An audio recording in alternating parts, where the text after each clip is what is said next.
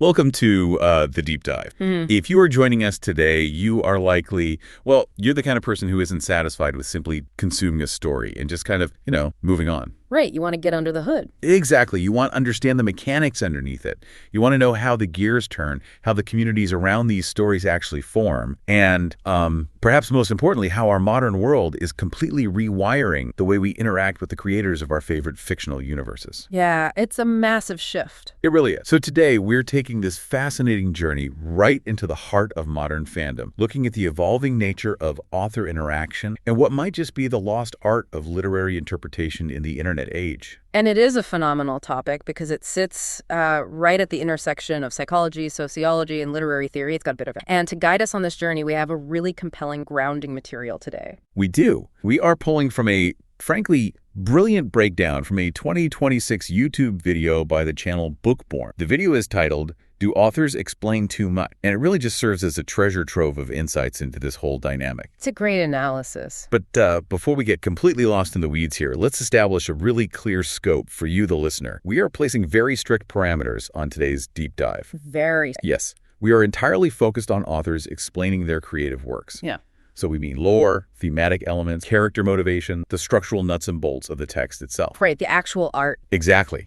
We are unequivocally not talking about the parasocial relationships involving an author's personal life, and we are absolutely not touching on their political opinion. Today is strictly about the art and the creator's explanation of that art. Setting that boundary is just crucial. I mean, it keeps our focus precisely where it needs to be, which is on the audience's relationship to the text itself. Yeah. The mission for you, the listener, as we navigate through all, is to engage with a structured exploration of how technology has profoundly altered the way we consume narrative. It's completely changed it. It has. And even though books serve as our primary examples today, this is really a broader case study on the evolution of community. I mean, it's an examination of media literacy and a look into that incredibly delicate, sometimes fraught balance between creator intent and audience interpretation. So we have our topic, we have our source, and we have our mission. The entire catalyst for the Bookborn video, and really the jumping off point for our deep dive today, was this viral post on Tumblr. Oh, this post is so good. It's amazing.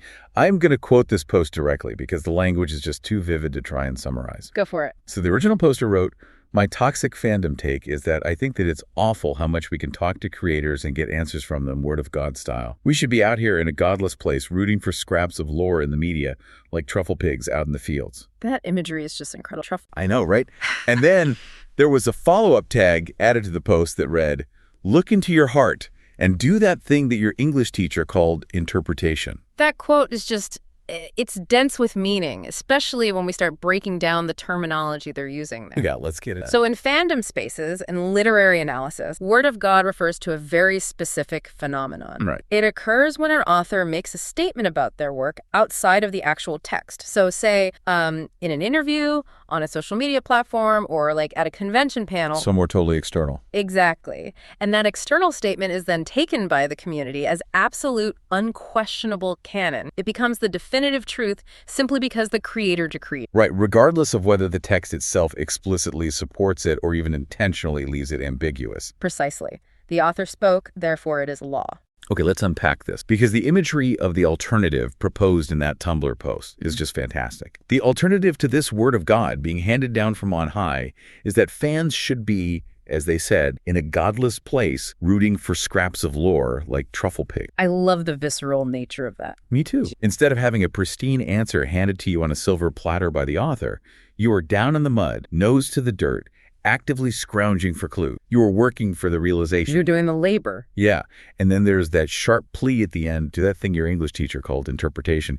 It's this desperate call to use your own analytical skills to find meaning rather than just, waiting around for an answer key. Right. So what does this all mean for us today? It brings us to the deeper philosophical question we really want to explore. Has our instant, unprecedented access to authors fundamentally ruined the joy of figuring things out for ourselves? That tension right there is the core of the source material. But to really analyze it, we have to look at the generational context behind that Tumblr post. Yeah, the timeline of it. Exactly. The creator of the Bookborn video makes a really sharp observation here. The nostalgia in that post, this deep longing to be a truffle pig, isn't actually yearning for a complete pre-internet era. That stood out to me as well, because the assumption might be that they just want to go back to reading by candlelight in a cabin. Right. No electricity, just vibe. But the timeline points more toward the early internet, right? Like the 1990s and early 2000s. Precisely. They are nostalgic for a very specific window of time right before centralized social media algorithms took over everything. The wild west of the web. Yeah. In those early internet days, you still had to actually work to find information. You had to seek out niche message boards, you had to navigate interconnected web rings, and dig through archived forum posts. Man, web rings. That takes me back. Right. Finding that scrap of lore required a certain level of dedication. Friction is the perfect word for it. You couldn't just open a single app and have a slick video of the author explaining the hidden themes of Chapter 4 pushed directly into your feed. The limitation of the technology during that specific era fostered a deeper, highly methodical kind of engagement. I hear that. And I remember those days fondly, but is it really fair to lay all the blame at the feet of modern social media? What do you mean? Well, it's tempting to look back at the early internet or even the pre-internet days through these rose-colored glasses and assume fans were just quietly, respectfully interpreting tech. Weren't people just as demanding and entitled before Twitter existed? That is a brilliant point, and honestly, it's a myth the source material actively debunks. Human nature has not changed at all. Only the tools at our disposal have. Right. Intense fan interaction, fierce feelings of ownership over a story,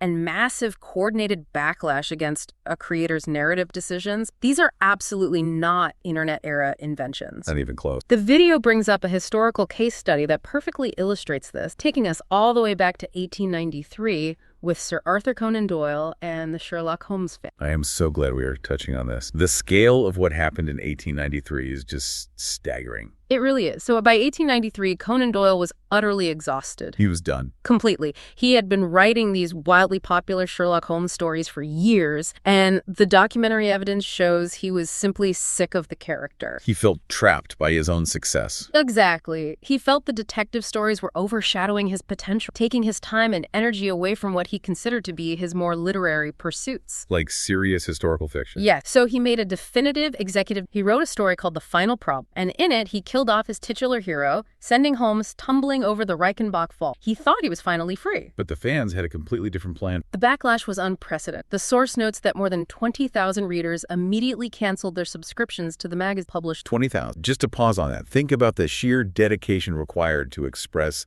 that level of outrage back then. It wasn't easy. There is no rapid-fire tweet you can send off in 5 seconds while waiting for your coffee. Yeah. A canceled subscription required physical effort, a trip to the post office, coordinating with publishers. Getting a stamp. Exactly. Furthermore, both the magazine and Conan Doyle himself were flooded with sustained waves of highly aggressive, angry letters. Handwritten letters of pure rage. People were so genuinely furious about a fictional detective dying that they went through the multi-step process of writing out their absolute fury by hand and mailing it. It's wild. It really shows that the visceral emotional reaction to a story not going the way a fan wants is deeply ingrained in us. It's a human thing, not a technology thing. And the most important part of that historical precedent is the outcome. The reaction is so intense and sustained over such a long period that Conan Doyle eventually caved. They broke him. They did. The pressure was too much. He was forced to revive Sherlock Holmes years later. When we look at modern fans demanding that an author rewrite a finale or explain a perceived plot, we really have to look back. It's the exact same impulse. The entitlement, the passion, and the desire to bend the creator's will to the audience's desire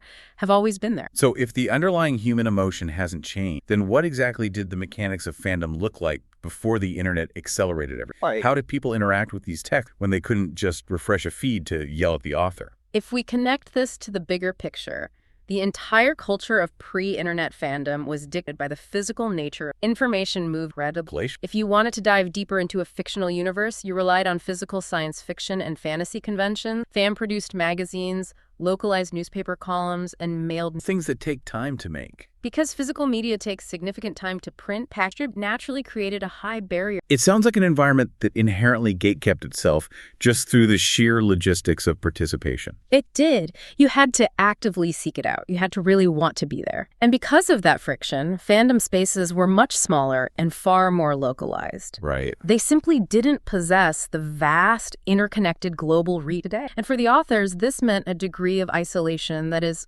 almost unimaginable now. They were practically ghosts. Unless an author was an astronomical household name success, there was very little information about them out in the world. For the average reader, their entire understanding of the creator was limited to the brief biographical paragraph printed on the back cover of the paperback. Which brings us right back to the truffle pig philosophy. Because there were no daily updates, no podcast interviews to analyze, and no constant stream of creator commentary, the technological limitations of the era forced fans to rely almost entirely on the text itself. The text was all they had.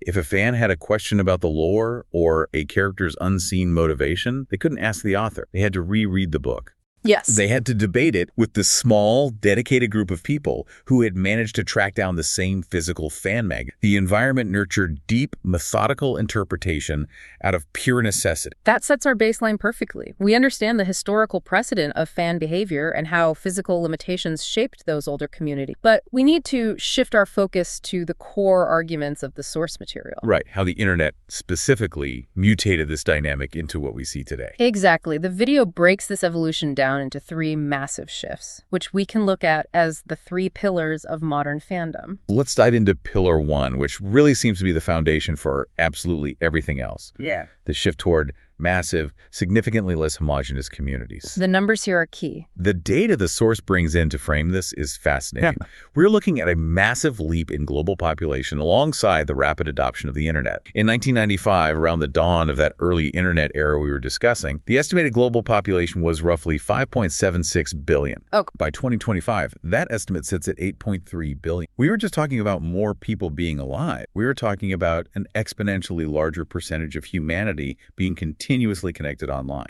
And it isn't just raw population growth driving this shift. It is the sophisticated advancement of the technology itself. The source explicitly points to the evolution of translation tools as a major catalyst. Oh, that makes so much sense. In the past, language barriers acted as natural borders, segmenting fandom's distinct culturally pocket. Today, highly advanced translation tools make almost every corner of the internet globally accessible in real time. It removes all the... A reader in Tokyo, a fan in Buenos Aires, and a theorist in London can all seamlessly interact, argue, and theorize in the exact same. But surely bringing all those different perspectives together is a good thing for literary interpretation. It sounds like a beautifully diverse book club. In theory, yes, but in practice, the sheer scale fundamentally alters the dynamic. Yeah. When you pull from a massive global population, you lose homogeneity. You no longer have a localized group of people who share similar cultural touchstones, quietly rooting around for lore together. Right, the small community feel is gone. Instead, you have sprawling massive groups with entirely conflicting desires, varied cultural lenses, and vastly different expectations of what a story should deliver. I see.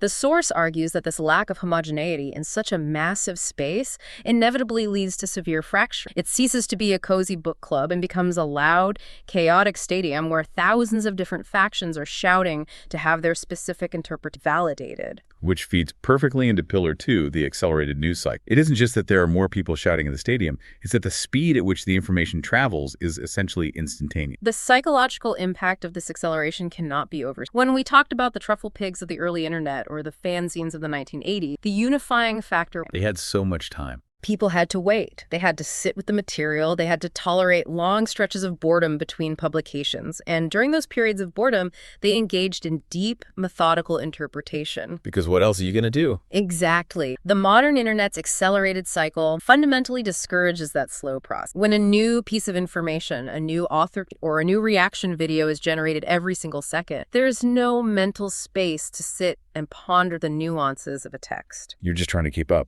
The ecosystem is designed to reward immediate, visceral reactions over measured, thoughtful analysis. I can see how that drastically changes the way someone consumes a book. If you know there are already 10,000 fiery opinions waiting for you online, you might read the book defensively. Oh, absolutely. You're just looking for ammunition for the debate rather than letting the story wash over. And that brings us to pillar 3, which is the shift that really changes the underlying power dynamic of the entire industry, the monetization of fandom. This is where the sociological shift becomes a strictly economic one. Follow the money.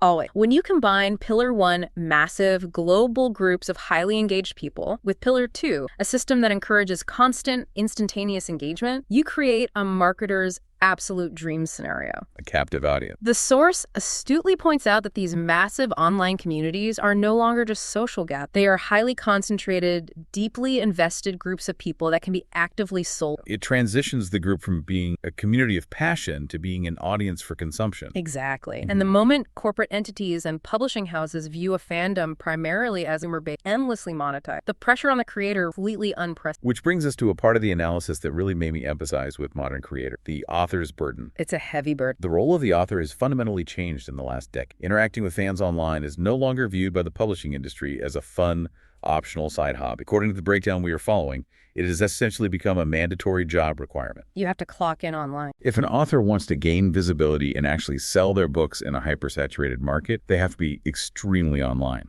The pressure is so severe that it is actually altering the traditional gatekeeping mechanisms of the publishing world. How is it changing? The source highlights a growing trend where publishers are actively bypassing traditional submission piles. Instead, they are handing out lucrative book deals directly to established online influencers. That makes sense from a business standpoint. The economic logic is sound from the publisher's perspective. An influencer comes with a massive pre-monetized audience. The publisher doesn't have to spend resources building a fandom from scratch because the fandom is already primed and ready. But for the traditional author who just wants to write books, this means they are forced to essentially become influencers themselves just to compete for shelf space. Let's follow that logic to its natural. You have authors who are contractually or economically forced to be constantly engaging online, operating in a massive fractured ecosystem that moves at the speed of light. What is the inevitable? The source describes it as the snowball of outrage. Yeah. Because the internet moves so incredibly fast and prioritizes visceral reactions, we frequently see massive waves of outrage forming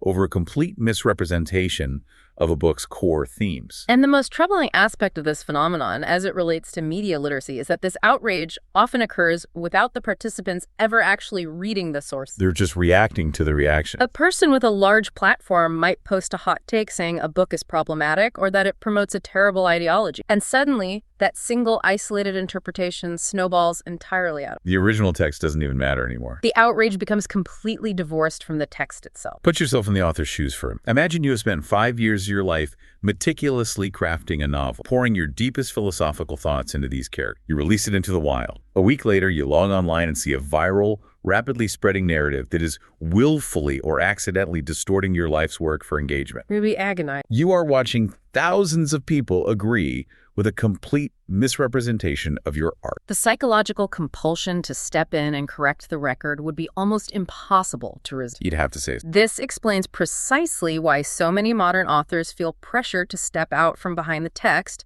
and offer definitive Word of God explanation. When a reader laments the loss of the truffle pig era because an author is over-explaining their themes, they need to recognize the defensive posture of the... That is such a crucial reframing. The author likely isn't trying to ruin the mystery of their art. They are frantically trying to stop a wildfire of misinformation from defining their work in the public conscience. It is an act of self-defense against the accelerated news cycle. Here's where it gets really interesting, because the source material does a fantastic job of proving that this dynamic is not a monolith. You cannot just issue a blanket statement saying authors should never explain anything, or conversely, authors should explain everything. It's not black and white.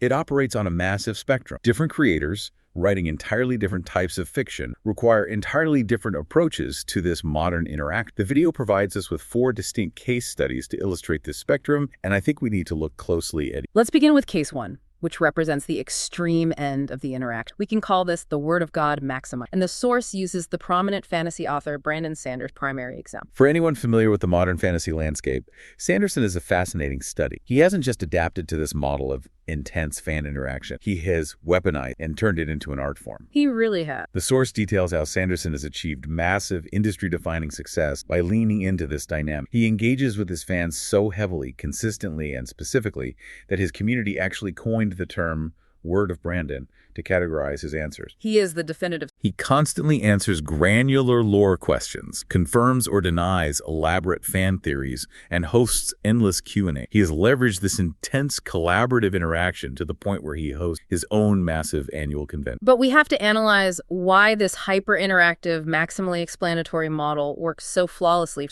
whereas it might completely derail another author's career.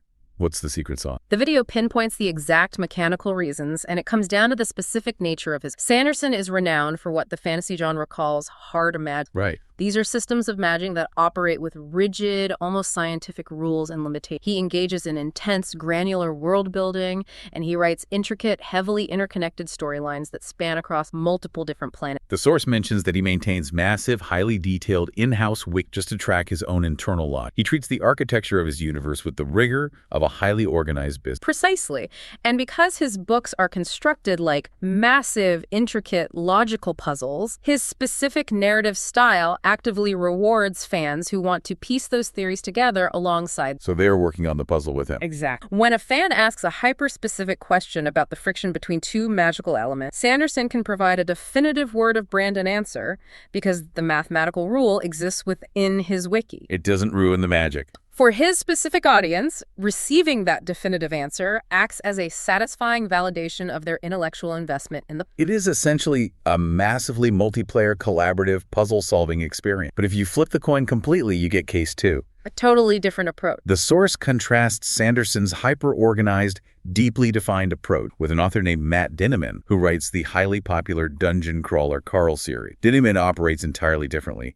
He is a self-proclaimed pantser. A pantser, meaning an author who writes by the seat of their pants rather than meticulously outlining. Right, they just fly. They discover the narrative as it unfolds on the page. They don't have massive, pre-planned detailing the geopolitical history of their world 10 books in advance. And this highlights the absolute impossibility of applying the Word of God dynamic universally. The source points out that Dinniman couldn't issue definitive, far-reaching lore answers to his fan, even if he desperately wanted to, because he literally does not know the answers himself yet. He's figuring it out with the reader. He might introduce a random object in Book 2 and have no idea if it will become a vital plot device in Book 6. If a fan cornered him at a convention and demanded a definitive canonical explanation for a lingering mystery, any answer he provided would just be a guess. Forcing the Sanderson model onto a pantser would fundamentally break their creative process. Which naturally leads us to case 3, where the danger of an author over-explaining becomes incredibly apparent.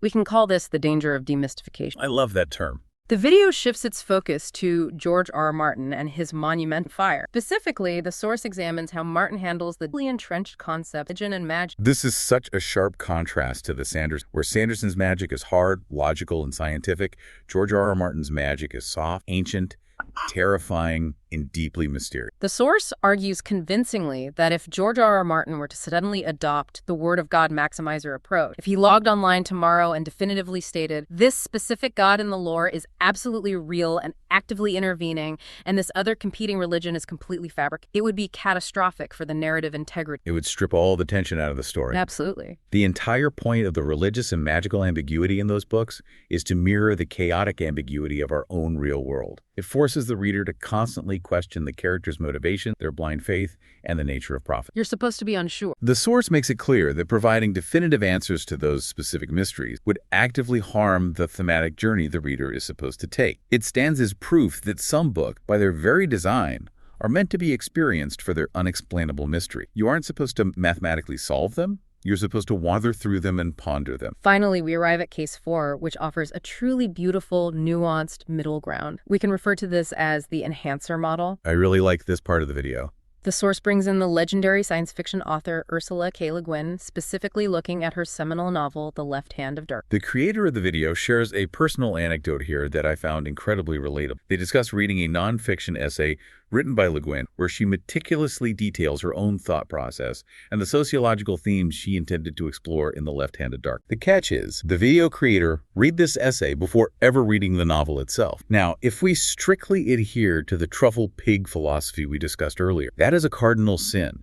You just let the author hand you the meaning on a silver platter before you even engaged with the text. But the outcome was entirely different than the Tumblr post would suggest. The source notes that hearing Le Guin's articulated thought process didn't ruin the mystery or the read. It actually deepened and enriched their understanding. It added to it. Crucially, the author's explanation did not replace the reader's own personal interpretation. Hearing the creator explain the work acted as a foundational layer, a scaffolding, but the reader still built their own unique interpretive house on on top of it. I love that. It proves that creator intent and audience interpretation are not a zero-sum game. They can coexist peacefully and actually elevate. I want to pause the analysis right here and turn this outward to you. As we dissect these different case studies, consider your own habit. Which type of reader are you? It's a great question to ask yourself. Are you the puzzle solver? Are you the one digging through the forums, looking for the definitive word of Brandon, wanting every single piece of lore clicked together logically? Or are you the thematic explorer? Are you wandering through George R. R. Martin's ancient mysteries, perfectly content to never know the final objective truth as long as the journey forces you to think deeply? There is no wrong answer. There isn't. Yeah. But recognizing how you naturally prefer to consume narrative tells you a lot about how you navigate the broader internet. This raises an important question, and it is perhaps the most vital, overarching question the source material poses as we move into Section 6 of our deep dive. Are we, as a collective audience, losing our media literacy? It's scary. We have to confront the core anxiety expressed in that and echoed throughout the video. There is a genuine, palpable fear that modern consumers are slowly forgetting how to engage with difficult, ambiguous themes without being explicitly told by the creator what. It is the fear that we are fundamentally losing the ability to be truffle pig. And the video makes a really profound observation about how we originally developed those interpretive skills in the first place. It wasn't by magic. No. The source points out that the older, much slower function of Fandom, the era of waiting years for the next installment with no digital updates in between, relied on long, uninterrupted periods of boredom. Boredom, surprisingly enough, was the secret ingredient to deep interpretation. It is an incredibly astute observation. We rarely, if ever, allow ourselves truly bored today. The constant algorithmic stimulation of the accelerated news cycle actively prevents.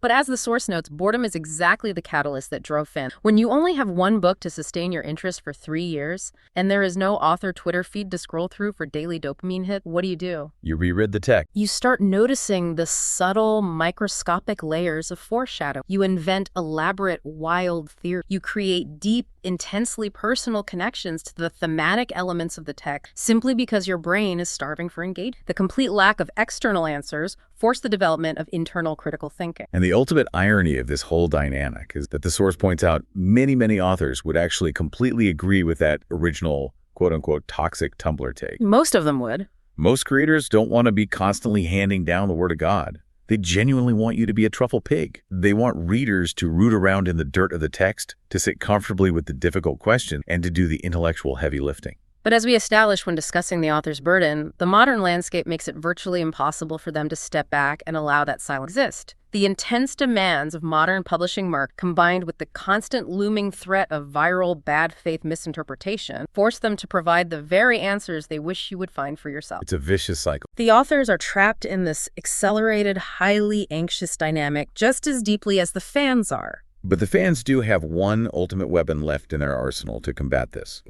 The video wraps up with a concept that I absolutely love, and I think it perfectly encapsulates the strange beauty of modern internet culture. It is the ultimate fan flex, the joy of complete, unapologetic defiance. The Phantom experience. Yes. The source refers to this as the Phantom experience, which is a brilliant little linguistic mashup of phantom and... Phantom experience is the deliberate act of looking directly at the definitive, indisputable Word of God canon provided by the author and choosing to simply, peacefully disregard it.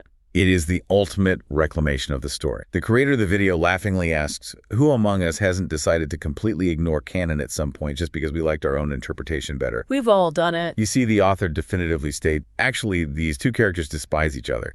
And the fan just looks at it and says, nope, I reject your reality and substitute my own. In my mind, they're best friends. And that's totally valid. Sometimes the fan's interpretation wins out simply because it resonates more deeply with them, and because the internet is so vast, they can easily find a community to support and keep that alternate interpretation alive, regardless of what the creator did. It is a fascinating reclamation of interpretive power. It suggests that even in an era of constant author access, definitive wikis, and instantaneous answer, the audience still ultimately decides what resonates. It reinforces the old literary theory that the text ultimately belongs to the reader the moment it is published. We have covered a truly massive amount of ground. Let's do a quick distillation of the journey we just took you on. We started all the way back in 1893. with Sir Arthur Conan Doyle, proving that intense fan entitlement and the desire to control a narrative are as old as serialized fiction itself. Nothing new under the sun. We then deeply explored how the modern internet specifically mutated this dynamic through the three pillars: massive global population growth, aided by translation, an instantaneously accelerated news cycle that destroyed boredom,